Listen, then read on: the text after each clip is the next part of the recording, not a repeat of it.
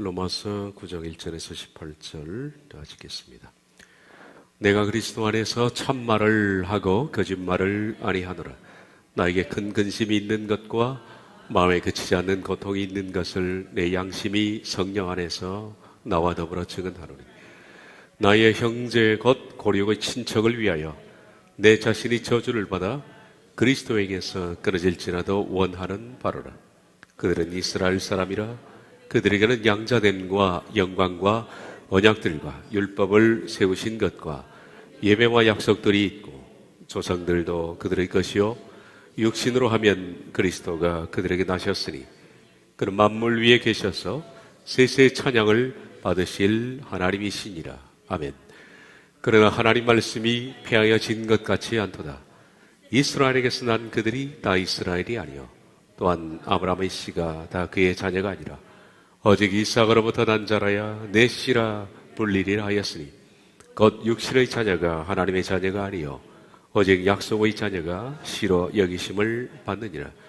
약속의 말씀은 이것이니, 명년이 때에 내가 이르니 사라의 아들이 있으리라 하심이라. 그뿐 아니라 또한 리브가가 우리 조상 이삭 한 사람으로 말미암아 임신하였는데, 그 자식들이 아직 나지도 아니하고 무슨 선이나 악을 행하지 아니한 때에 택하심을 따라 되는 하나님의 뜻이 행위로 말미암지 않고 오직 부르신 이로 말미암아 서게 하려 하사, 리브가에게 이르시되 큰 자가 어린 자를 섬기리라 하셨나니, 기록된 바 내가 야곱은 사랑하고 에서는 미워하였다 하심과 같으니라. 그런즉 우리가 무슨 말을 하리요? 하나님께 불의가 있느냐? 그럴 수 없느니라. 모세에게 이르시되 내가 긍휼히 여길 자를 긍휼히 여기고 불쌍히 여길 자를 불쌍히 여기리라 하셨으니, 그런즉 원하는 자로 말미암음도 아니요 다른 박질하는 자로 말미암음도 아니라 오직 긍휼히 여기시는 하나님으로 말미암음이라. 성경이 바로에게 이르시되 내가 이 일을 위하여 너를 세웠으니 곧 너로 말미암아 내 능력을 보이고 내 이름이 온 땅에 전파되게 하려 함이라 하셨으니, 그런즉 하나님께서 하고자 하시는 자를 긍휼히 여기시고 하고자 하시는 자를 완악하게 하시느니라. 아멘.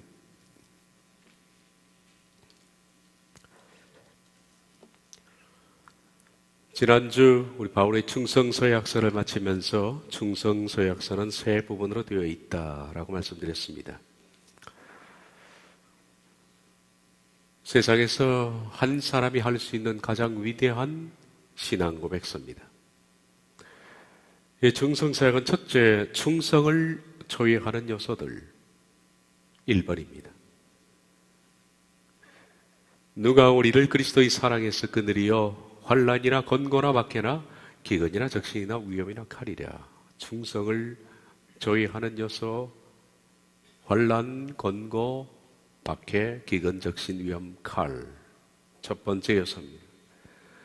그리고 두 번째는 실제적인 역사적 상황입니다. 이런 역사적 상황이 와도 내가 하나님께 드리는 충성을 막을 수 없다라는 역사적인 하나의 샘플을 들고 있습니다. 기록된 바 시편 44편입니다. 이 기록된 바는 말씀드린 것처럼 신구약 성경 중간에 있는 마카비 시대의 이스라엘의 대박해입니다. 신앙 때문에 종일 주를 위하여 죽임을 당하게 되고 도살당할 양같이 여김을 받는 그 상황, 이런 상황이 다시 온다 할지라도 이 모든 일에 우리를 사랑하시는 이로 말미암아 우리가 넉넉히 이겨낸다라는 실제적인 상황. 그리고 세 번째, 충성을 조회하는 요소들 두 번째입니다. 내가 확신하노니 사망이나 생명이나 천사들이나 권세자들이나 현재이나 장래이나 능력이나 높음이나 기쁨이나 다른 어떤 피조물이라도 우리를 우리 주 그리스도 예수 안에 있는 하나님의 사랑에서 끊을 수 없으리라. 충성을 조회하는 요소들, 사망, 생명, 천사들, 권세자들, 현재일, 장래일, 능력이나 높음이나 기쁨, 다른 어떤 피조물, 여기에 대해서는 설명을 드렸습니다. 이런 충성을 조회하는 요소들이 온다 할지라도 절대 나는 끊지 않겠다. 첫 번째와 두 번째 충성을 조회하는 요소들, 쭉 있습니다. 실은 이게 하나의 문장 구조인데 첫 번째 충성을 조회하는 요소들과 두 번째 충성을 조회하는 요소들이 한꺼번에 붙어 있어도 괜찮습니다. 그리고 실제적인 역사적 상황을 마지막에 위치해도 괜찮겠죠. 어쨌든 충성을 조회하는 요소들 1번, 2번 이런 충성을 조회하는 요소들이 발생한다 할지라도 나는 그리스도의 사랑에서 끊지 않을 것이다. 그리고 마지막에 하나님의 사랑에서 끊을 수 없을 것이다. 역사적인 이러한 신뢰가 또 한 번 발생한다 할지라도 이렇게 문장이 구성되어 있다라고 말했습니다. 그리고 세 번째 지난 시간에 마지막으로 봤습니다. 38절 39절 내가 확신하노니 사망이나 생명이나 천사들이나 권세자들이나 현재이나 장래이나 능력이나 높음이나 깊음이나 다른 어떤 피조물이라도 우리 주 그리스도 예수 안에 있는 하나님의 사랑에서 끊을 수 없으리라. 나는 강력히 천명한다. 죽음도 아니고 생명도 아니고 천사들도 아니고 통치자들도 아니고 현재 존재하는 것들도 아니고 존재하려고 하는 것들도 아니고 능력들도 아니고 높음도 아니고 기쁨도 아니고 다른 어떤 피조물도 아니다. 우리의 주님이신 그리스도 예수님 안에 있는 하나님의 그 사랑으로부터 분리할 수 있는 어떤 것도 없을 것이다 라는 강력한 천명인데, 신구약 성경을 통해서 하나님의 사람이 이처럼 강력하게 신앙을 천명한 것은 물론 개별적으로는 다 있겠지만 기록된 말씀 속에는 이보다 강력한 천명은 없습니다. 따라서 한 사람이 내릴 수 있는 가장 위대한 신앙 고백이라 말할 수 있습니다. 하나님의 사랑에 대해서 이처럼 강력하고도 확고한 고백은 바울의 이 고백을 제외하고서는 성경에서 그다지 찾아볼 수가 없을 겁니다. 이보다 더 충성스러운 서약은 없습니다. 이 서약을 하고 있는 바울을 막을 수 있는 이 세상에 누구도 없다. 어떤 상황도 어떤 존재도 어떤 누구도 어떤 일도 이런 바울을 막을 수가 없다. 이 사람을 어찌 세상이 할 수가 있겠는가? 바울은 이 고백으로 구원에 대해 장정을 마쳤습니다. 그리고 이 고백은 이제 그 바톤이 우리에게 넘어와서 우리의 고백이 되어야 한다. 바울은 어떤 것들이라 할지라도 그리스도 예수님 안에 있는 하나님의 그 사랑, 하나님의 사랑을 끊을 수 없으리라. 정관사부터 있는 그 사랑이라는 것은 하나님의 그 사랑은 그리스도 예수님을 십자가에서 만일을 위해서 내어놓으신 그 대속의 사랑을 말합니다. 그래서 딱 한 번 있었던 그 사건이기 때문에 정관사 더가 붙어 있는 겁니다. 그 사랑. 십자가의 그 대속적 사랑, 이 사랑으로부터 나를 끊어놓을 수 있는 것은 이 세상에 없다. 나를 굶겨봐라, 끊을 수 있는지, 내 생명을 앗아가봐라, 나를 끊을 수 있겠지. 어떤 하늘의 통치자들도, 권세도, 다른 어떤 피조물도 내가 그리스도를 사랑하는 그 사랑으로부터, 그 대속을 사랑하는 그 사랑으로부터 나를 돌아서게 할 것은 없다라는 그 강력한 천명이에요. 바울은 십자가의 그 대속적 사랑에 이토록 감명을 받은 겁니다. 대속은 구원이 아닙니다. 종종 엉뚱하게도 구속과 구원을 착각하는 사람이 있는데, 구속 곧 대속은 구원의 시작입니다. 그것은 하나님께서 홀로 여신 십자가의 길입니다. 그 길을 통해서 비로소 하나님과 우리 사이에 막힌 담이 열어졌고, 열린 담 사이로 이제는 우리가 하늘로 갈 수 있는 길이 열어진 겁니다. 그러나 대속이 없었더라면 어찌 인간이 하나님을 찾아갈 수가 있겠는가? 십자가의 대속 때문에 우리들은 비로소 하나님 앞에서 구원을 이룰 수 있는 방법을 얻은 겁니다. 그래서 그 대속은 하나님의 값없는 은혜다. 이 대속적 사랑은 하나님의 일방적 사랑이고 홀로 이루신 하나님의 은혜고 하나님의 선물입니다. 이 대속적 사랑에 대한 그의 성경 말씀은 누구든지입니다. 아무나 와서 마시라, 아무나 와서 이 사랑을 받기만 하면 된다. 누구든지 목마르거든 와서 생수를 마셔라. 그리하면 너희 입 속에서 생명의 강이 흘러나리라.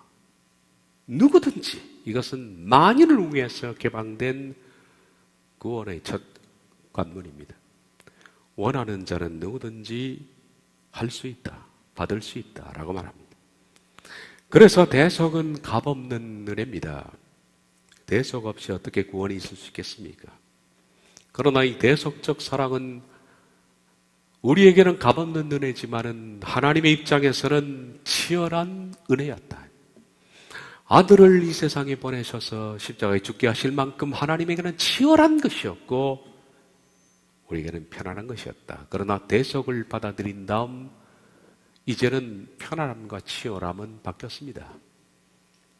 우린 편안하게 대속적 사랑을 그냥 거저 값없는 선물로 받았지만은 복음이라는 것은 대속 이후에 하나님 앞에서 우리가 치열하게 전투하면서 치러내야 할 복음이다. 그래서 구원은 치열한 것이다. 바울은 이 대속의 사랑이 온 심장이 붙들린 사람입니다. 십자가의 그 대속의 사랑을 그는 잊을 수 없었고, 어떻게 하나님께서 이 죄인에게 그 십자가를 내줄 수 있었던가, 그것을 잊을 수 없었고, 그 사랑에 합당한 사람이 되려고 이제는 목표를 향하여 달려가는 구원의 최선을 다했습니다. 대속의 은혜 때문에 그는 치열한 구원의 길을 선택했고 그 길을 즐겁게 갈 수가 있었다. 이 대속의 은혜로부터 그는 앞으로 구원의 길을 걸어가면서 발생하는 온갖 구원을 저격하는 요소들 1번 그리고 2번, 구원을 저격하는 요소들, 환난과 권고와 핍박과 그리고 천사들, 권세자들, 어떤 피조물이라 할지라도 구원을 저해하는 것에 대해서는 내가 절대로 이 대속적 은혜 때문에 포기하지 않는다. 이 대속의 은혜로부터 어떤 무엇도 나를 분리시킬 수 없다라고 강력히 천명을 한 겁니다. 이제 그러면서 바울의 로마서 8장까지 모든 구원의 스토리가 끝났습니다. 로마서는 8장까지가 구원입니다. 제가 다시 읽는 로마서 강좌를 오늘이 63번째입니까? 두 번째 시간에 그 전체를 로마서 개괄하는 시간이 있었습니다. 그때 말씀을 드렸죠. 로마서 1장 18절부터 3장 20절은 하나님의 진노, 하나님께서 분노하시는 거예요. 죄인에게 분노하시는 거예요. 하나님은 어떤 사람들에게 분노하고 있는가? 라는 하나님의 진노, 그 진노 가운데 나타난 하나님의 은혜, 3장부터 8장까지입니다. 그리고 이제부터 볼 9장 11장까지는 하나님의 계획입니다. 구원은 아닙니다. 구원은 하나님의 은혜까지로 끝났습니다. 진노와 은혜를 합쳐서 구원이라 그렇게 부릅니다. 구원에 대한 말씀은 끝났죠. 그리고 세 번째 9장부터 11장까지는 하나님의 구속자의 계획입니다. 그리고 마지막 12장부터 16장까지는 물론 16장은 바울 곁에 사람들에게 인사하는 것이지만 12장부터 16장까지는 삶입니다. 이렇게 하나님의 구원, 8장 39절까지 하나님의 구원을 두렵고 떨림으로 이루어 나가는 그 사람은 어떻게 실생활에서 삶을 살아야 하느냐 하는 삶의 문제입니다. 구원의 논리를 삶의 현장으로 가지고 오는 복음, 그것이 12장부터 16장 앞으로 우리가 볼 말씀입니다. 로마서 8장 39절까지 구원에 대한 위대한 논증은 다 마쳤습니다. 우린 63번의 강좌를 통해서 지금까지 흘러왔던 모든 구원의 맥락을 여러분들이 다 말했습니다. 그 위대한 논증은 다 마쳤습니다. 그 구원의 시작은 먼저 구속이었습니다.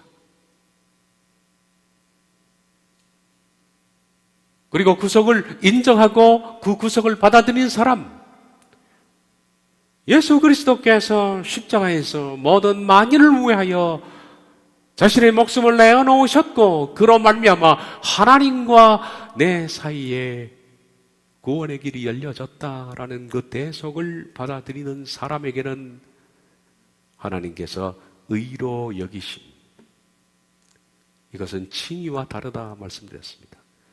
의로 여기신다. 여기신다는 것은 간주한다는 거예요.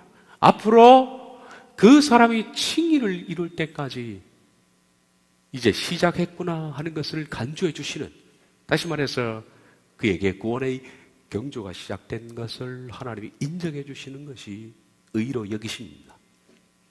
아브라함을 의로 여기셨느니라. 그 다음에는 의로 여기심을 받은 사람들은 치열한 복음의 선상 위에 서 있다. 두렵고 떨림으로 구원을 이뤄나가며 자기와 싸우되 피 흘리기까지 죄와 싸우는, 그래서 마침내 모리아산 정상에서 아브라함에게 의롭다 여기심을 주는 칭의를 주실 때까지, 이 부분은 야고보서에 나와 있죠. 아브라함이 이삭을 바칠 때 그에게 의로 여기셨느니라. 창세기 12장부터 달려온 아브라함의 의로 여기심이 마침내 창세기 22장의 모리아산에서 완성되는 너는 의인이다 라는 그 칭의를 줄 때까지 아브라함은 피나는 구원의 전력적 전투를 다했다. 그리고 마침내 의로 여기신 이 칭의의 상태는 곧 그가 하나님의 백성이 되었다는 것을 인정하는 것입니다. 그러나 말씀드린 것처럼 칭의도 완전한 성화는 아니어서 그 속에 약간의 흠이 내포되어 있다. 그리고 칭의를 이루기 위해서 우리가 뭘 해야 될 것인가? 로마서 7장에서 주로 다뤘습니다. 내가 할 것이 무엇인가? 그리고 로마서 8장에 접어들면서 뿐만 아니라 성령님은 치열한 구원의 전투를 치러 나가는 사람을 돕습니다. 성령님의 도우심은 어떤 것인가? 8장에서 장황하게 제가 오랫동안 설명했습니다. 성령님의 도우심은 어떤 것인가? 그리고서 구원은 마칩니다. 이것은 아주 장황한 구원에 관한 바울의 논증이었습니다. 그래서 말씀드린 것처럼 구원이라는 것은 구속에서 그리스도의 대속, 이 구속에 시작해서 칭에 이르기까지 그가 하나님의 사랑에 반응해서 하나님의 그 사랑, 십자가의 대속적 사랑에 반응을 해서 치열한 복음으로서 죄와 더불어 싸우되 피 흘리기까지 싸우면서 마침내 한 사람의 삶의 최종적인 상태에서 칭의를 이룰 때까지 진행되는 하나님의 위대한 드라마다, 이렇게 말씀을 드렸습니다. 구원은 한순간의 문제가 아니라 전 삶의 문제고 죽을 때까지 이루어지는 전 삶에 관한 말씀입니다. 바울은 이 놀라운 구원에 관한 논증의 대장정을 마치면서 이제 자신도 한 경주자 입장에서 단호하게 이 길을 갈 것을 천명했습니다. 로마서 8장 34절까지가 구원에 관한 말씀이 끝났고, 그리고 35절부터 39절은 바울의 천명입니다. 이제 구원에 관한 모든 논증이 끝났으니 나 자신도 이제는 머리로 믿는 것이 아니라 경주자의 한 사람으로 돌아가서 단호하게 이 구원을 이루어내겠다는 본인 자신의 결의에 찬 천명입니다. 우리가 암송하고 있는 것입니다. 직역을 차라리 암송했으면 좋겠다는 생각이 들 겁니다. 가능하신 분들은 직역을 암송하시면 더 좋을 거예요. 제가 저 문장을 부드럽게 고쳤습니다. 누가 우리를 그리스도의 그 사랑으로부터 분리할 것입니까? 고난이, 혹은 공공이, 혹은 핍박이, 혹은 기근이, 혹은 벌거벗음이, 혹은 위험이, 혹은 검이 기록된 것처럼 당신을 위하여. 당신은 여기서 하나님을 말합니다. 우리가 말하는 2인칭 당신이 아닙니다. 여기서는 신을 부를 때 이 헬라권에서 쓰는 존칭격 2인칭이 따로 있습니다. 우리나라에 그건 없어요. 우리가 하나님을 당신이라고 표현하는 것은 안 좋은 표현입니다. 그 나라에서는 부를 때 이런 신격화된 2인칭이 따로 있습니다. 기록된 것처럼 당신을 위하여 우리는 하루 종일 죽음에 직면하고 있으며 도살당할 양같이 여김을 받고 있습니다. 그러나 이 모든 일들 중에 우리는 우리를 사랑해 오신 그분 때문에 극복해 냅니다. 나는 강력히 천명합니다. 죽음도 아니고 생명도 아니고 천사들도 아니고 통치자들도 아니고 현재 존재하는 것들도 아니고 존재하려는 것들도 아니고 능력들도 아니고 높음도 아니고 기쁨도 아니고 어떤 다른 피조물도 아닙니다. 우리를 우리 주님이신 그리스도 예수님 안에 있는 하나님의 그 사랑으로부터 분리할 수 있는 어떤 것도 없을 것입니다. 라는 그의 천명입니다. 이로써 구원에 관한 바울의 모든 논쟁은 마치고 바울은 9장과 11장에 하나님의 구속사에 대한 계획을 밝힙니다. 이스라엘과 비이스라엘, 이스라엘 중심으로 인류를 나누면 이렇게 나눠질 겁니다. 이스라엘, 비이스라엘. 비이스라엘은 물론 이방이라 그렇게 부릅니다. 하나님께서는 이스라엘과 비이스라엘, 이 이방에 대해서 하나님의 구속사를 어떻게 다뤄 나가신가? 정말에 이르기까지 하나님은 이스라엘과 이방에 대한 하나님의 구속사에 대한 계획은 뭔가 하는 그 놀라운 마지막에 이르기까지 그 계획을 바울이 말하고자 합니다. 구속사는 크게 두 가지겠죠. 첫째는 이스라엘, 그리고 두 번째는 이방입니다. 이스라엘과 이방을 원래 나누는 의미는 없었습니다. 이스라엘을 먼저 사랑하고 이방을 나중에 사랑했다는 개념도 아닙니다. 1절에 말한 것처럼 하나님의 구원 계획은 그냥 만인입니다. 만인.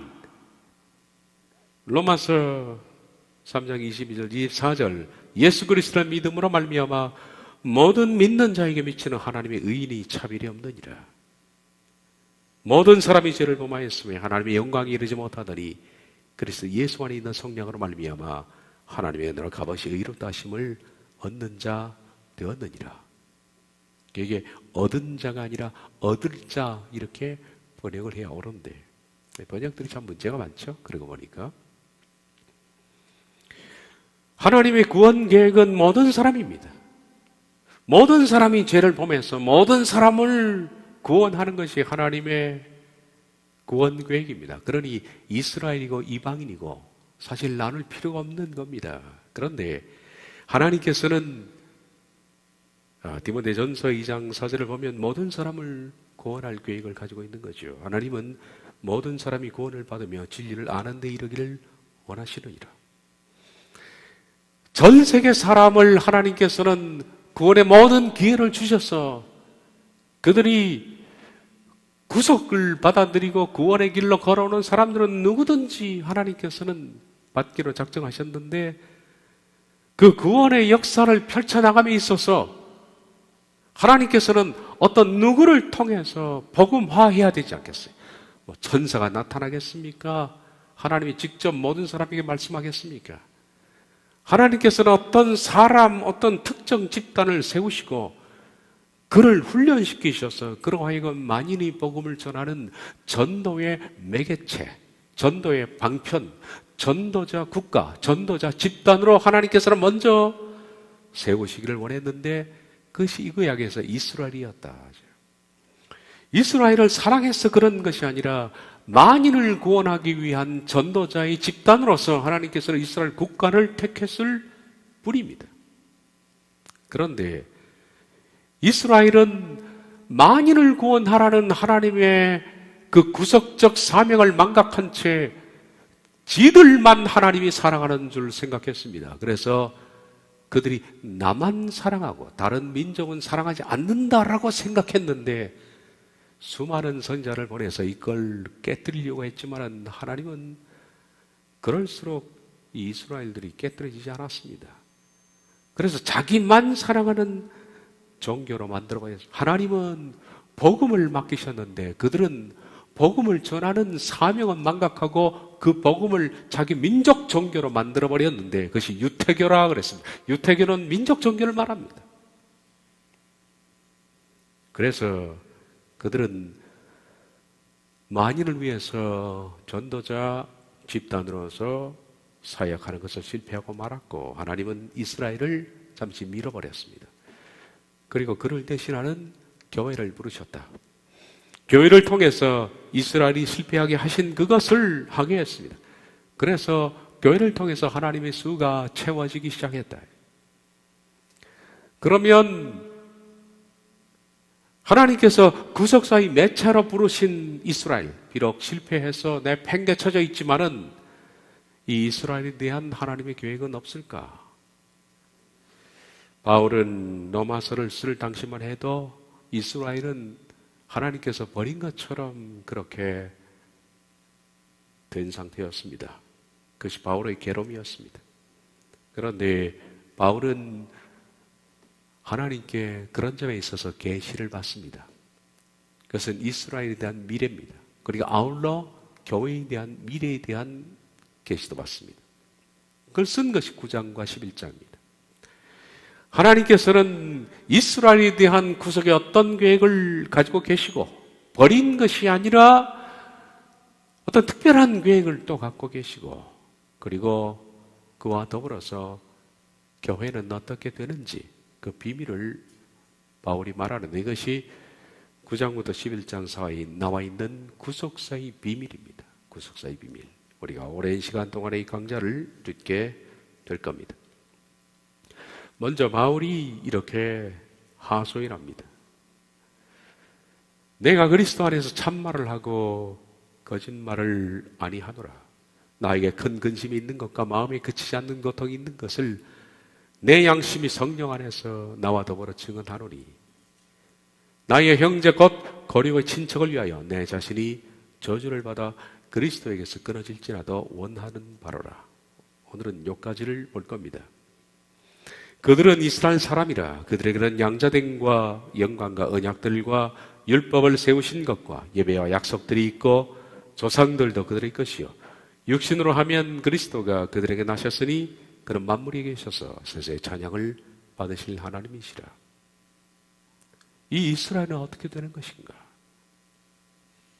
그는 고통을 당하고 있습니다. 9장 1절을 보면 물론 1절 나와 있지만은 아마 성경 보면 2절은 없음 그렇게 나와 있을 거예요.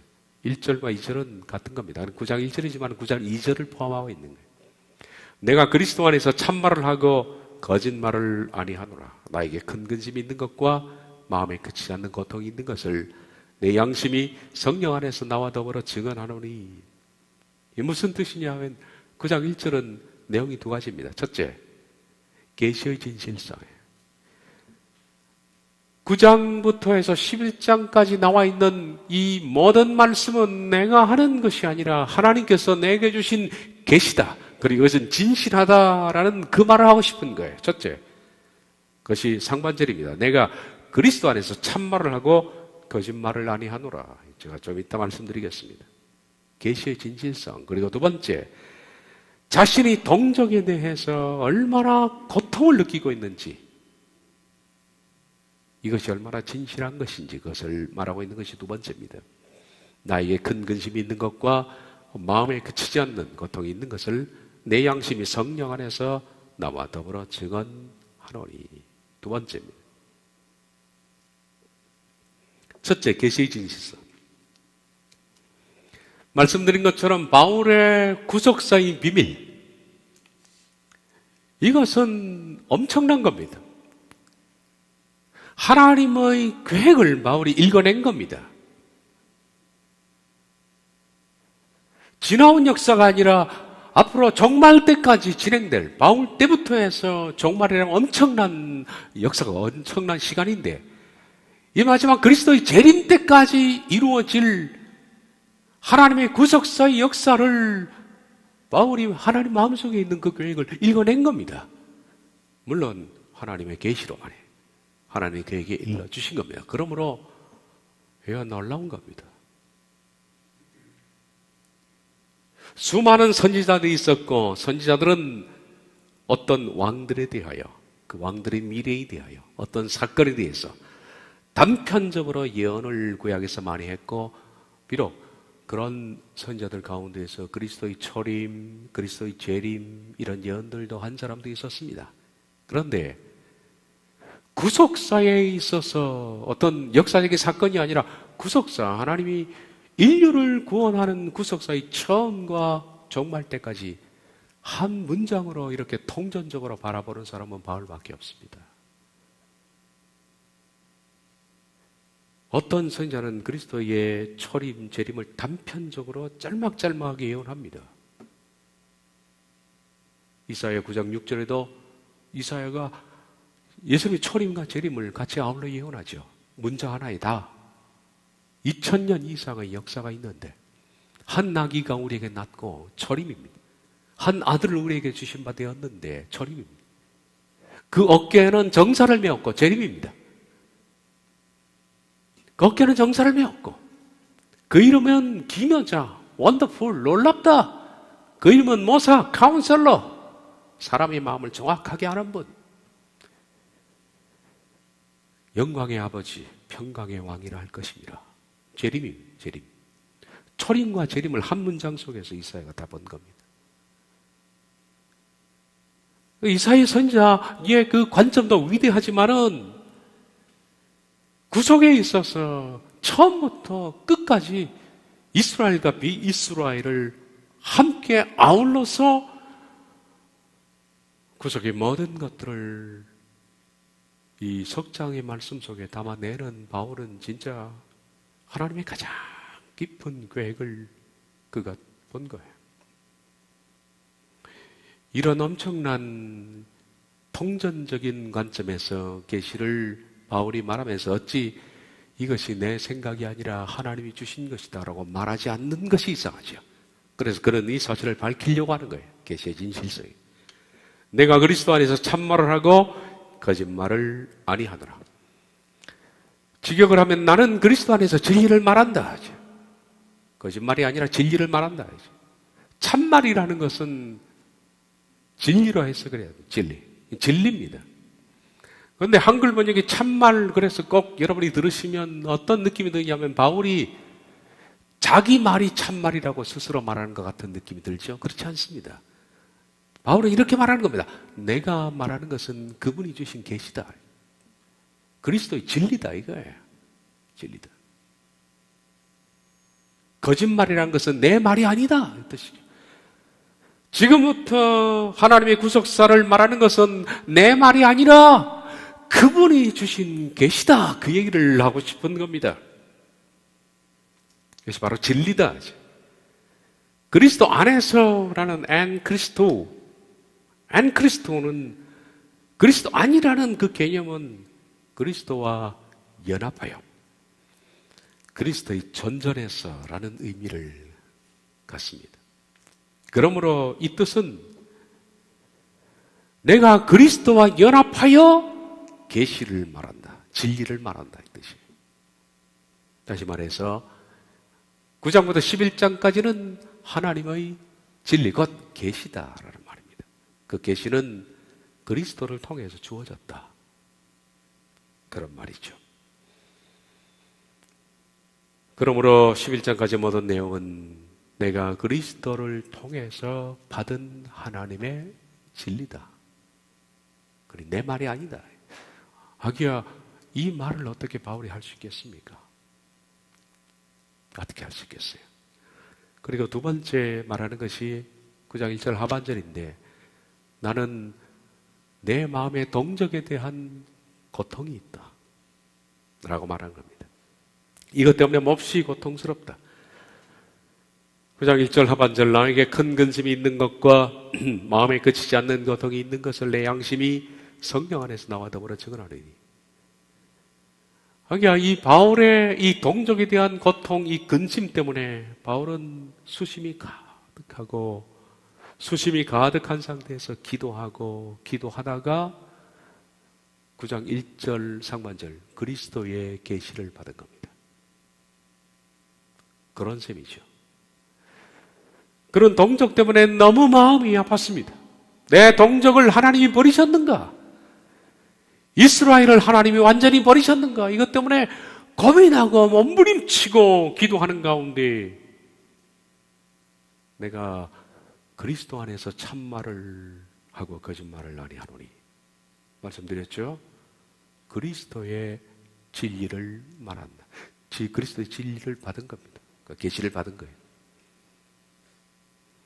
어쨌든 그가 이 구속사의 드라마에 대한 계시를 받게 된 동기가 동족에 대한 고통입니다.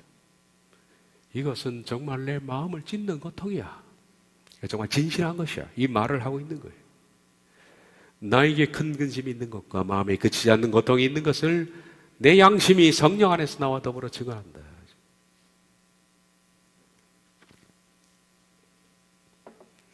내 양심이 성령 안에서 나와 더불어 증언한다. 직결하자면 내 양심이 성령님 안에서 함께 증거한다. 내 양심이 성령님 안에서 함께, 말씀드린 것처럼 성령님 안, 그리스도 안 같은 뜻입니다. 안 그리스도, 안 푸니마티 다 같은 것이에요. 그것은 그리스도와 연합하여 그리스도의 존존해서라는 뜻과 성령님 안에서라는 것도 성령님과 연합해서 성령님의 존존해서. 다시 말해서 하나님께서 그에게 계시를 주실 때 사도 바울은 성령님의 강력한 임재 속에 있었을 거예요. 그것이 바로 성령님과 연합해서라는 뜻입니다. 성령님의 존재 앞에서. 내가 계시를 받을 때 바로 성령님과 연합해서 그때 내가 동족에 대해서 얼마나 고통을 스스로 당하고 끊임없는 근심 가운데 있었는지 이만 성령님이 아신다. 이것을 내 양심이 증거한다. 양심이라는 것은 이런 뜻을 가지고 있습니다. 함께 알다. 함께 알다.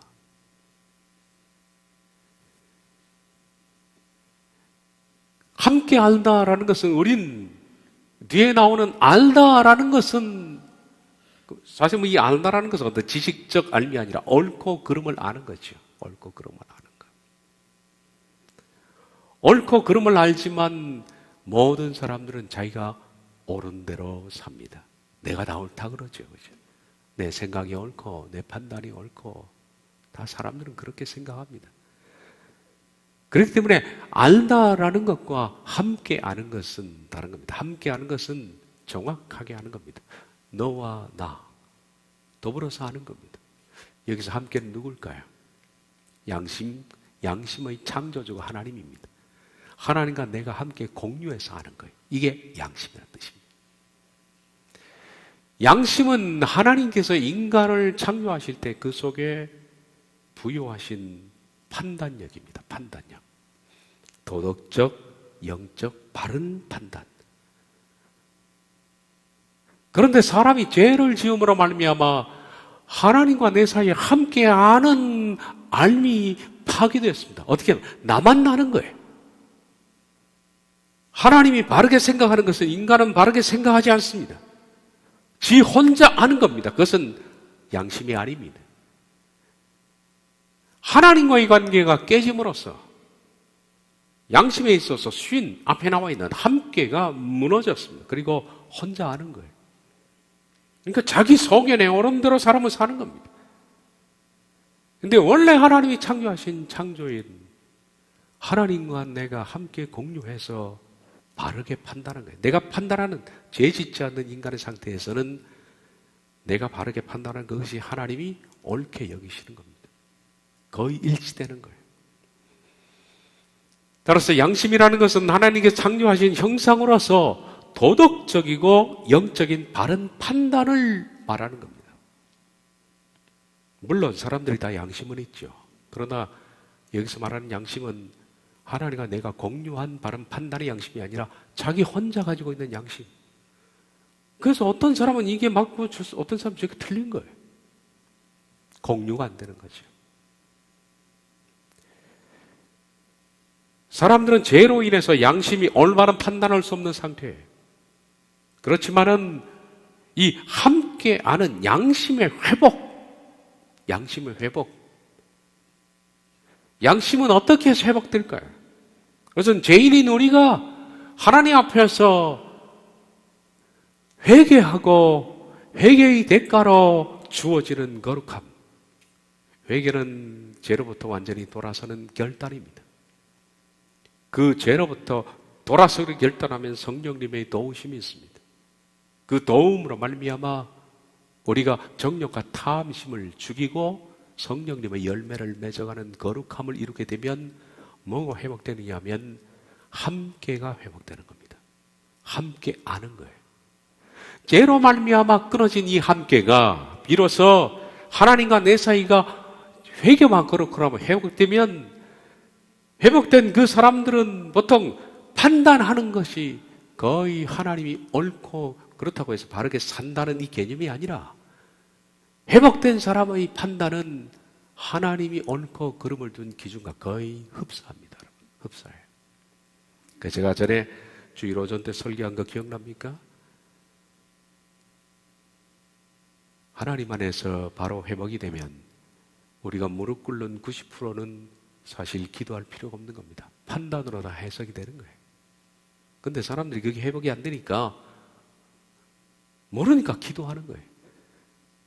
기도가 필요 없다는 것이 아니라 90% 이상은 사실은 기도할 필요가 없는 것들이에요. 판단으로서 충분히 무릎 꿇기 전에 다 해결될 문제입니다.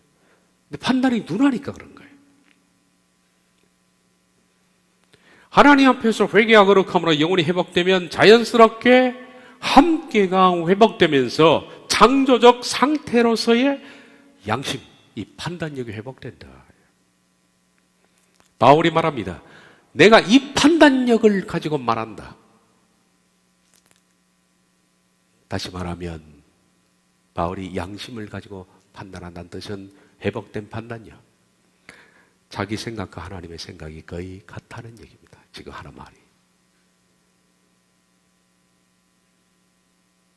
내가 동족을 위해서 끊임없이 염려하고 근심하는 것, 그것은 하나님과 같은 것이다. 하나님도 이스라엘 위해서 그렇게 하고 계신다. 그것은 성령님과 연합해서 성령님 임재 때, 성령님이 임하실 때 연합해서 이것이 증거되고 있지 않느냐. 다시 말해서 바울은 자신이 하는 근심과 고통은 성령님의 근심과 고통이요 하나님의 근심과 고통이 된다라는 것을 지금 말하고 있는 겁니다. 그는 이렇게 말합니다. 나의 형제 곧 고리고 친척을 위하여 내 자신이 저주를 받아 그리스도에게 끊어질지라도 원하는 바로라. 나는 진실로 원하고 있다. 육체를 따라서 나의 혈족들이 형제들을 대신하여 그리스도로부터는 원래 아포라는 전치사는 분리되는 뜻입니다. 그러면 이렇게 번역이 됩니다. 그리스도로부터 분리되어. 그리고 이건 나가 두 번이나 강조됐습니다. 영어로 표현하자면 I myself, 나 자신이 저주가 되어지기를.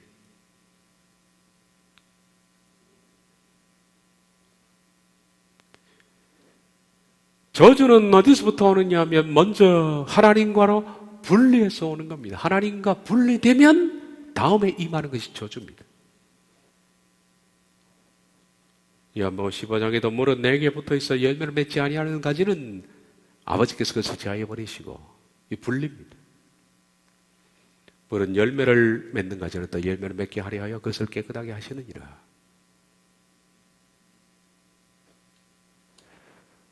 그리스도 안에서 하나님의 말씀으로 그가 하나님이 뜻하시는 말을 추구하고 있는 그것이 연합입니다. 연합 중입니다. 그런데 바울은 이것이 끊어진다 할지라도 내 동족이 나 대신 하나님을 알고 내가 하나님을 아는 상태에서 내가 끊어진다 할지라도 나 자신은 차라리 그렇게 됐으면 좋겠다 하는 바울이 열망을 가리켜서 바울은 이렇게 말하죠.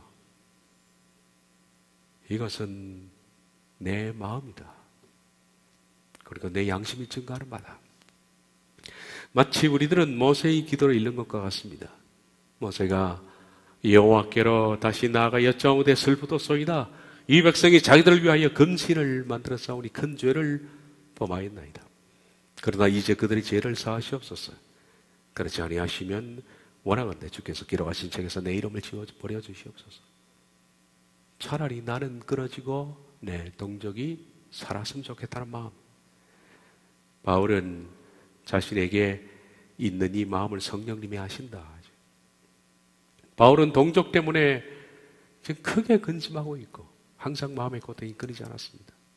내 동족이 메시아를 받을 수 있다면, 그것이 가능하다면 나는 끊어지고 그들이 접붙임을 받았으면 좋겠다. 그 마음입니다. 이 마음 때문에 사실 9장 1절 하반절 때문에 그런 깊이 기도했고 그 근심에 눌려서 하나님 앞에 하나님이 내 동족은 어떻게 됩니까? 기도하는 가운데 바로 1절에 9장 1절 상반절에 그리스도의 계시가 그에게 임한 거예요. 그리고 그가 그 계시를 통해서 9장과 11장 사이에 있는 모든 구속사의 종말이 이르기까지 이스라엘과 비이스라엘에 대한, 다시 말하면 이스라엘과 교회에 대한 모든 구속사를 다 본 겁니다. 위대한 구속사이더라 말입니다. 이제 우리가 다음 시간부터는 조금씩 하나님의 그 위대한 구속사의 드라마, 바울을 통해서 하나님이 보여주신 바로 그 그리스도의 계시를 좀 더 접근해 보도록 그렇게 하겠습니다. 기도하겠습니다.